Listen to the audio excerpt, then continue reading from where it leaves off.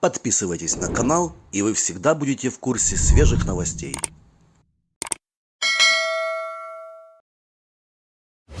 Шановні колеги, починаємо нашу прес-конференцію за підсумками Кримської платформи або за проміжними підсумками через те, що вона ще триває, а також з нагоди Дня Незалежності і, на жаль, 6 місяців війни. Колеги, будь ласка, ваші запитання. Давайте почнемо BBC. Пане президенте, доброго дня. Питання про ситуацію на ЗАЕС. Чи обговорювали ви сьогодні це питання? І загалом, як Україна сьогодні оцінює ядерну загрозу на Запорізькій атомній електростанції? Чи розглядаєте варіант демілітаризації ЗАЕС? Чи обговорювали його з міжнародними партнерами? Так, і який буде план дій України в разі, якщо... У вас точно одне запитання? Це частина. Якщо Росія силовими методами від'єднає ЗАЕС, спробує від'єднати ЗАЕС від контрольованих Україною електромереж? Дякую. Дуже дякую вам за запитання. Запитання актуальне. Хоча скажу вам відверто, актуальності воно набуло раніше, не сьогодні. І, на жаль, не всі почули одразу Україну з точки зору небезпеки. Небезпека щодо окупації атомних електростанцій почалась не з Запоріжжя, ви пам'ятаєте, з Чорнобильської атомної електростанції. Ми знаємо, чим все закінчилось, коли українські фахівці не контролювали ситуацію. Слава Богу, там, де окуповано було, хоча люди, які окупували з боку Російської Федерації та найманців, ніхто не знає, де вони. Інформація у нас була, що в живих їх немає. Що з ними сталося? Тобто ми не знаємо. Що стосується Запорізької атомної електростанції, пам'ятаєте, яка була небезпека, як окупант окуповував Запорізьку атомну станцію, стріляв по ядерних блоках, пам'ятаєте, всі деталі знають, 6 блоків, ми всі з вами вже вивчили цю, скажімо так, дуже небезпечну казоньку, яку я розповідав тим чи іншим лідерам з першої ж ночі, з першої ж години окупації Запорізької атомної електростанції. На станції знаходяться наші професійні люди. Слава Богу, вдалося їх там залишити, хоча це не завдяки нам або світу, а завдяки тому, що професійні люди, а окупантів таких людей не було. І тому там працює команда професійних людей. Завдяки цьому всі вони громадяни України, а вже ж завдяки цьому атомна електростанція працює. Викидів на сьогодні там не було. Небезпека 100%, навіть не 99%, 100%, тому що ми не контролюємо саме те, що там відбувається. Ми знаємо, що є моменти, ми отримали інформацію, є моменти, коли щось туди завозилось окупантами, наших людей там їх виводили, і я не знаю, чи вам відома ця інформація, їх виводили, не давали дивитися, що там вночі завозилось, на яких машинах тощо. Тобто небезпека, все, що завгодно може бути. Замінування, вибухи і те, що ви кажете, небезпечне переключення, від'єднання від наших мереж і переключення на потоку в інший напрямок. Це може призвести до трагедії, не будемо обирати з вами або вибирати слова, до трагедії для всього світу. Що для цього потрібно зробити? Швидко. На цю тему ми говорили як з багатьма лідерами, з Туреччиною, з Францією, з МАГАТЕ на різних рівнях, з Організацією Об'єднаних Націй, також на різних і на найвищому рівні тощо. Всі ці розмови до того, що Росія повинна вийти, окупант повинен просто вийти з території атомної електростанції. Це зараз не відноситься вже до війни. Це не тільки питання війни, питання небезпеки для всього світу. Тому треба вийти примусово, політично, треба тиснути на Росію і їм давати ультиматум від міжнародної спільноти, що вони повинні вийти. Вони і так окупували Енергодар, це питання війни. А вийти зі станції вони повинні.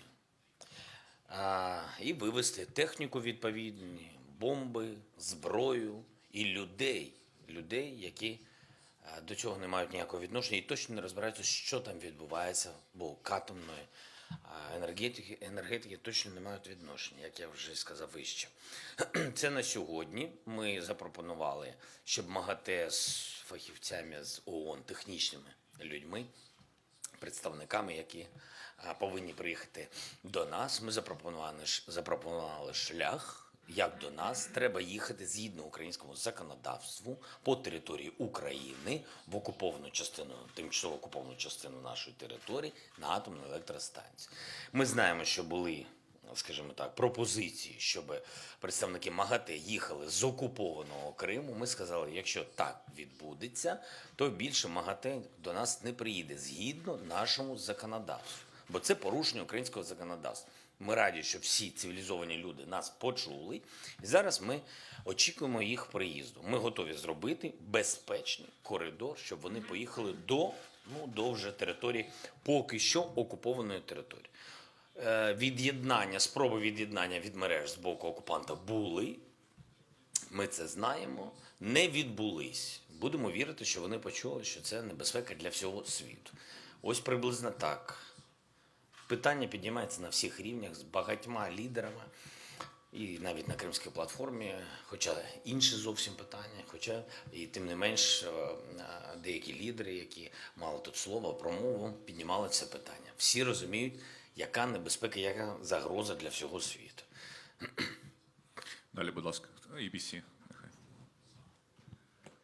Пане президенте, чому ви спонукаєте людей не виходити на вулиці? Чи це пов'язано з російською загрозою?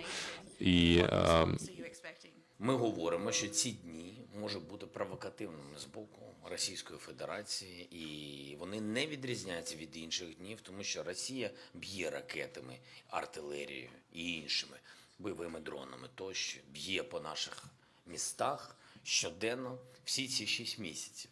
Тому ми не говоримо про те, що раніше був мир, спокій, а завтра або сьогодні щось почнеться. Ми говоримо про те, що дійсно високі ризики, ми отримуємо ту чи іншу інформацію, що може бути провокація з боку Російської Федерації, з боку окупантів. Тому не хочеться, щоб були великі скупчення на такі дні прекрасні, але, на жаль, як ви вже сказали, дні прекрасні, сусіди не дуже. Тому я думаю, що ми обов'язково відсвяткуємо і перемогу, і не одного разу відсвяткуємо відновлення нашої незалежності, але тим не менш зараз треба обережно себе поводити, дивитись. І знаєте, як коли свято, особливо таке свято, коли людям складно, всі ці 6 місяців напруга, люди можуть розслабитись ввечері, повечеряти з сім'єю, кудись піти погуляти і не звертати увагу навіть на сирени. Тому ми звертаємось до всіх, будьте, будь ласка, обережні. Що стосується Служби безпеки, Міністерства внутрішніх справ, Національної поліції, ДСНС, вони працюють потужно, дивляться на всі ризикові моменти. повторюю своє наступне питання. Росія зараз звинувачує вас щодо атак на Крим. І яких відповідей ви від них очікуєте? Росія звинувачує Україну у вбивстві Дар'ї Дугіної. Ще раз. Вбивство дочки російського пропагандиста, ідеолога Дугіна. Що це відповідальність України? Яка наша відповідь? Це точно не наша відповідальність, це не громадянка нашої держави. Нас вона не цікавить. І вона не знаходиться на території України, окупованої або тимчасово окупованої. Далі, будь ласка. Давайте Reuters. Ви сказали сьогодні, що... Зачекайте мікрофон, будь ласка. Доброго дня. Ви сказали сьогодні, що Крим має бути повернений Україні. Маловірогідно, що це станеться мирним шляхом. Враховуючи це, чи Україна буде відкрито обстрілювати російські воєнні об'єкти в Криму, і чому вона ще цього відкрито не робить? У вас дуже складне запитання. Ми будемо повертати Крим так, як це наша територія. Будь-яким шляхом, який ми вирішимо. Вирішимо самостійно, без консультацій з будь-якою іншою державою світу. А що стосується відкритих атак, Україна не наносить ніяких ударів по цивільному населенню, яке знаходиться як на території іншої держави, так і на території України, але тимчасово окупованої території. Ми знаємо, що ми робимо, ми знаємо, де є військові об'єкти або склади, ті чи інші, на тимчасово окупованих територіях. Там українські військові можуть працювати згідно плану. Хочу продовжити попереднє питання. В минулому році за підсумками Кримської платформи була прийнята декларація. Там було чітко написано, що Україна ставить за мету деокупацію Криму, політика дипломатичним шляхом. З огляду на війну, чи зберігається єдність зараз серед всіх учасників 60 в тому плані, щоб військово допомогти Україні звільнити військовими методами півострів? Дякую. Ми не обираємо, яким шляхом. Ми поставили крапку в цьому питанні. В минулому році була інша ситуація. Не було повномасштабної війни Росії проти України. Україна показувала постійно, на прикладі президента і іншої команди показувала, що ми готові до дипломатії, ми хочемо цього, ми прагнемо цього. Ми не хочемо, щоб люди гинули, ми хочемо домовитись, ми хочемо деокупувати наші території. Скільки б це годин не потрібно було б нам для цього. Ми упродовж 3 років спробували це робити, ми робили це. Був великий, довгий процес, коли був режим припинення вогню. Але ви бачите, до чого все, чим все закінчилось. На сьогодні ми бачимо, це ще не закінчилось, да? Було повномасштабне вторгнення. В минулому році ми розпочали саміт Кримська платформа. До речі, ми сьогодні говорили про те, що, знаєте, такий лакмусовий папірець Кримська платформа, ставлення держав до нас, робота нашої дипломатичної команди і як все змінилося за цей рік. І всі ці зміни можна подивитись. Було 46, мені здається, представництв різних держав. В більшості своїй це була європейський континент. Були вони на різних рівнях: президенти, прем'єри, міністри. Цей раз це біля 60 країн вже світу. Вже і африканський континент представлений, і Латинська Америка представлена. Ми дуже раді цьому. І в багатьох європейських державах рівень, при всій повазі до міністрів закордонних справ, але тим не менш для нас важливо, що рівень міністрів закордонних справ тих чи інших держав змінився на рівень президентів, прем'єр-міністрів, канцлерів. Да? Ми бачимо канцлера Німеччини, ми бачимо президента Французької Республіки, ми бачимо президента Туреччини.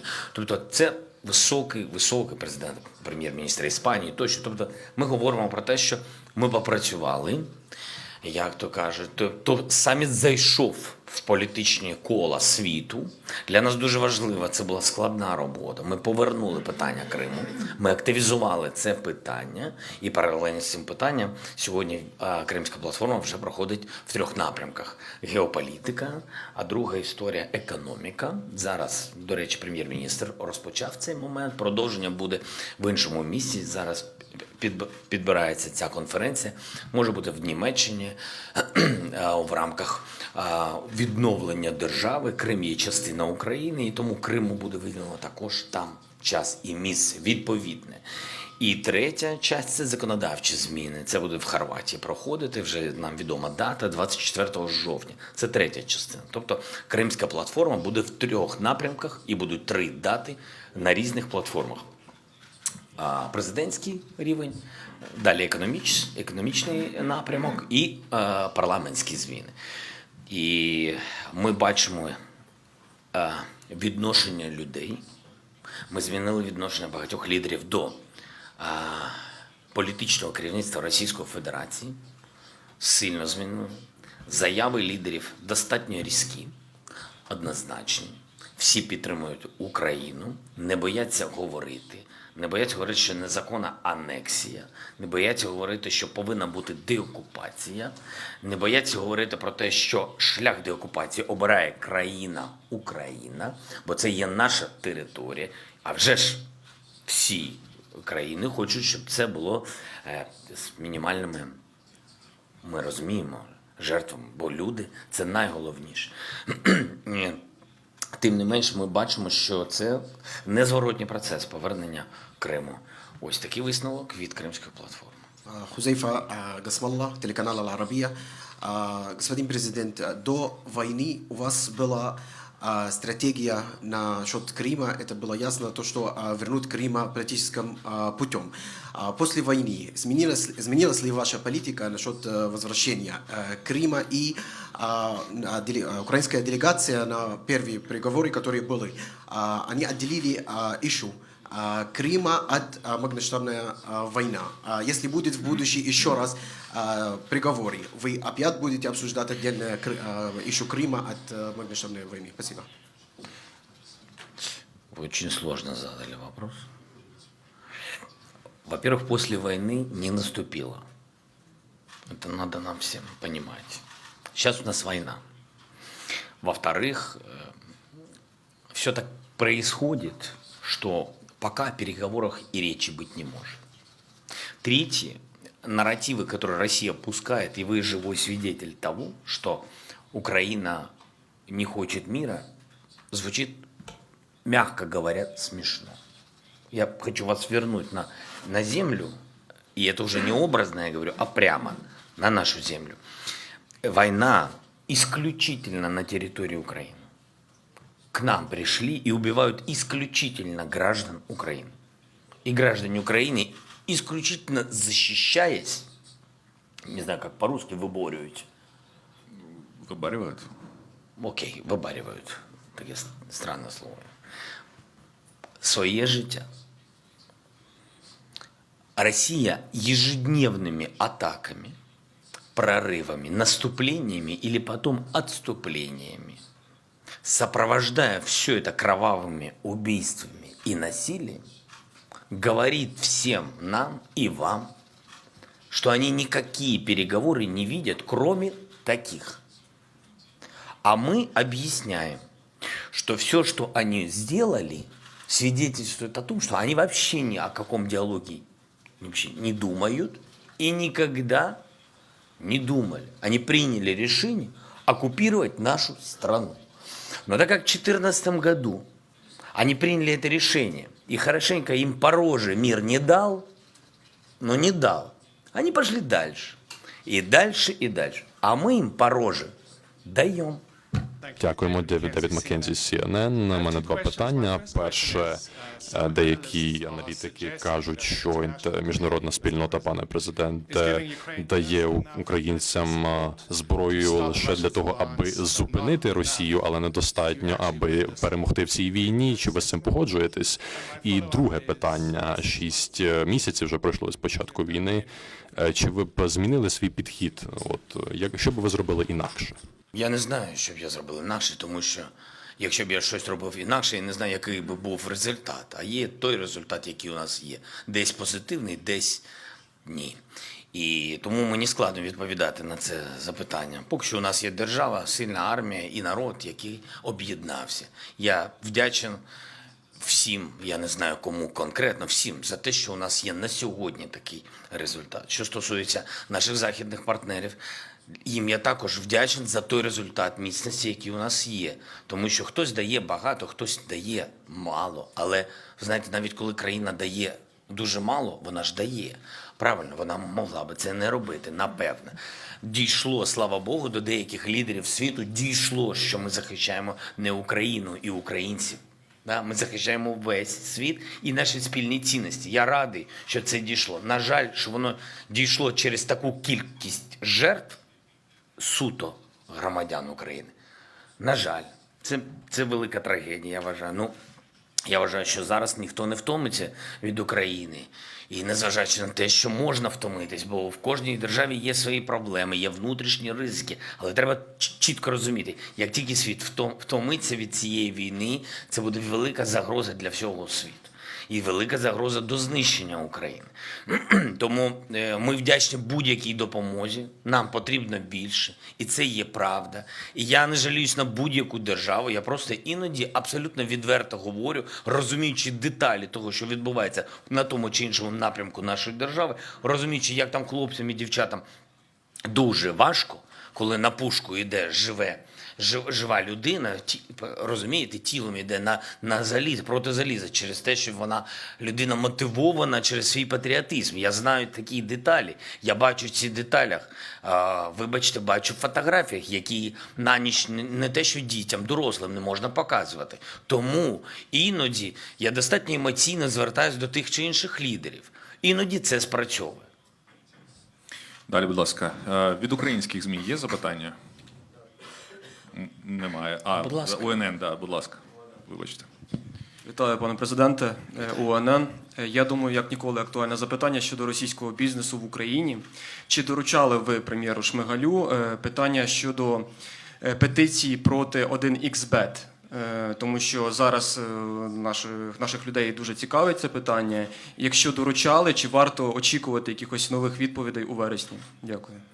Дуже дякую. Я вам скажу чесно, я не доручав прем'єр-міністру працювати з одним або з іншим бізнесом.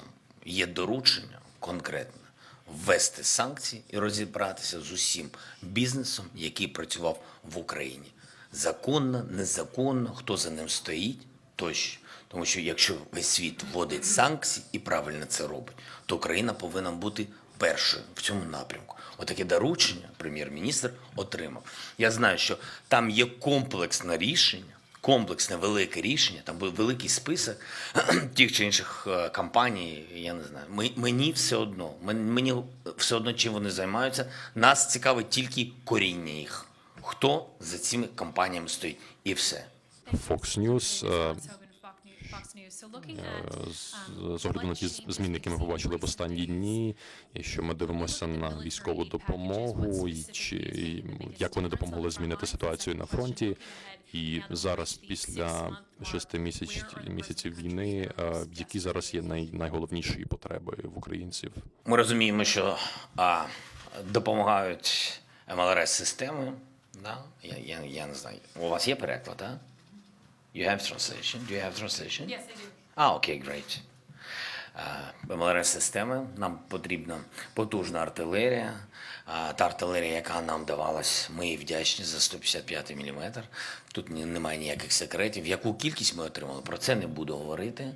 Але чи потрібно нам більше? Потрібно набагато більше. Як це нам допоможе? Ми звільнимо нашу землю. Ми звільнимо її швидше. Ось так вона нам допоможе.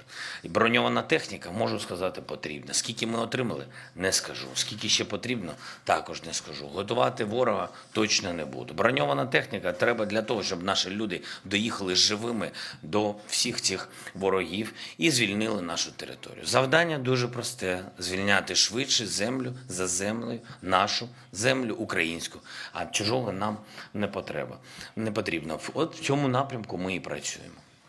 Далі, будь ласка. Христино, НВ. Пане президенте, доброго дня. Скажіть, будь ласка, 6 місяців війни. Як ви оцінюєте роботу головнокомандуюча ЗСУ Валерія Залужного? Тому що періодично в ЗМІ починають спекуляції чи чутки про те, що його там планують кудись перевести на іншу посаду. Як ви оцінюєте його роботу? Не планую переводити нікуди головнокомандуюча Залужного. Працюємо ми однією командою. Дуже важливо, що працюють командуючі в різних напрямках. Ви всі ці прізвища знаєте. Це, ви знаєте, і Залужний, і Ковальчук, і Сирський, і Драпатний. Я не хочу всіх називати. Я думаю, всі наші люди знають всіх наших героїв. Ця команда є, вона працює. Оцінка найголовніша. Ми тримаємось. Значить, оцінка висока. Коли ми переможемо, буде найвища оцінка. Дякую. Питання в контексті колеги. В такому випадку, як ви оцінюєте роботу уряду українського за 6 місяців війни?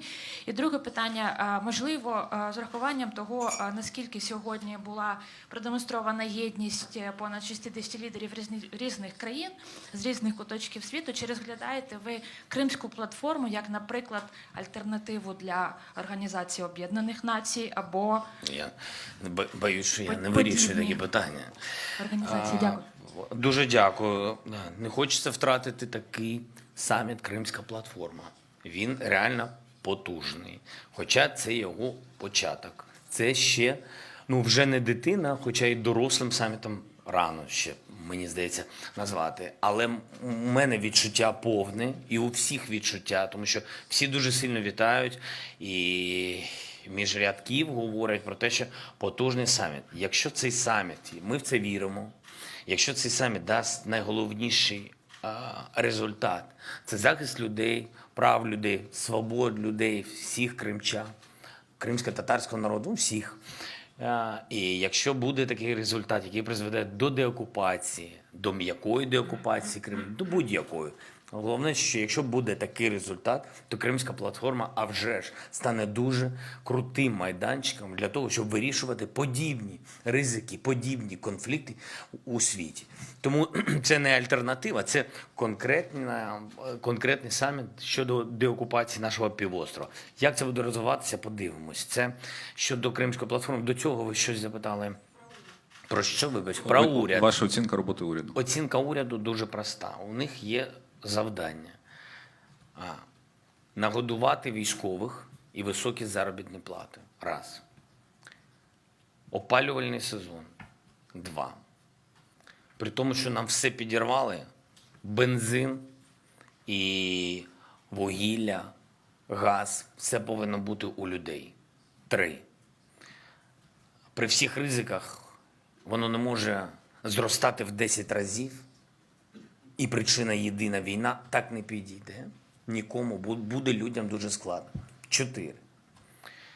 Заробітні плати нашим вчителям, медикам і пенсії. Так? Захищені, скажімо так, видатки. 5. Моя оцінка, як тільки щось з цих напрямків, і, напевно, я багато речей зараз не назвав, але ключові речі, це ми розуміємо, при всій повазі до всіх, але ключові речі на сьогодні – заробітна плата армії і опалювальний сезон. Скажу вам відверто. 2 речі треба пройти, тому що бачимо, звідки йде наступ. Наступ іде на полі бою, тому треба захищати. Люди повинні бути мотивовані. І наступ іде енергетичний, енергетична атака. Тому я вважаю, що це 2 головні речі. Ще раз, вибачте, будь ласка, населення України, що не називаю кожну вашу професію. Я думаю, ви мене розумієте. Тож, в якийсь момент, коли я буду відчувати, що у нас щось з цього напрямку не працює, тоді треба робити висновки. Поки що я не бачу для цього. Колеги, давайте 2 останніх запитання. Так? Ваше запитання, будь ласка. Deutsche Welle, Роман Гончаренко. Пане президенте, на початку літа на саміті G7 в Німеччині ви казали, якщо не помиляюсь, що хотіли б завершити війну до зими. Так. Чи зберігається ваше сподівання і від чого це залежить? І якщо можна, друге питання. До підсумків 6 місяців належить також історія Маріуполя, його оборони, і потім, коли сотні, можливо, тисячі людей склали зброю, сподіваючись на обмін. Як ви оцінюєте перспективи звільнити цих людей? Дякую. Обміном займається на сьогодні ГУРМО і не тільки. Скажу пізніше, коли буде результат, хто ще займається. Окей? Якщо можна. Займаються цим. Неповага до наших полонених військових. Ми це бачимо. Ми говоримо про те, що якщо буде судилище або ті чи інші страшні кроки, можна забути про все. Про все майбутнє, про всю майбутню, хоч якусь там дипломатію. Скажімо так, скажу вам відверто. Да? Вірю, що буде результат щодо обміну. Було 144 людини повернуто, але це одна частина офіційна. Були деякі люди повертаються і неофіційно, скажу вам чесно. Займаються різні люди, різні напрямки, різні служби, включаючи і Службу безпеки України. Тому цього замало. Ми пам'ятаємо, скільки було на Азовсталі. Ми прекрасно з вами пам'ятаємо. Ми займаємось цим напрямком. Це дуже складно. А що стосується, ви запитали... Завершення війни до зими. Щодо завершення війни. Головний мій посил, він дуже простий, що ми розуміли натяки і сигнали, що треба перейти до питання завершення до режиму ceasefire і почати говорити з Російською Федерацією. В тому місці, де ми знаходимося, ми режиму припинення вогню ми не готові. Ми пояснили, що Мінська 3 не буде, чи Мінська 5, чи Мінська 7 тощо. Ми в ці ігри не будемо грати. Ми так втратили частину наших територій. І всі це прекрасно розуміють. Всі від нас це почули. Тому що це Пасха. Ми її розуміємо. Буде стоп, вони залишаться, ми залишимось без півдня нашої держави. Да? Потім будуть якісь умови, це буде декілька років, а ми перед цим не будемо мати ні виходу до моря, нічого не будемо мати. Вони після цього розвернуться за рік і підуть на Миколаїв, Одесу. Ми розуміємо, що відбувається. А потім ще раз захочуть повернутися, наприклад, до нашої столиці. Тому, скажімо так, стабілізувати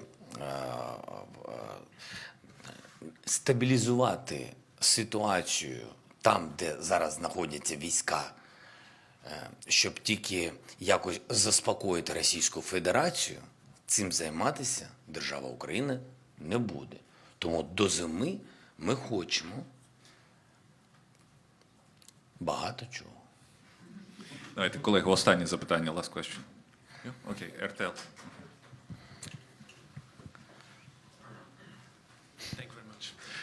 Дякую дуже, пане президенте. Спасибі вам. А які ваші думки, позиції, коли ви дивитеся на підтримку з боку Європейського Союзу, і особливо від Німеччини? Чи ви задоволені наданою зброєю? Є ще якісь, можливо, потреби, де потрібно більше підтримки?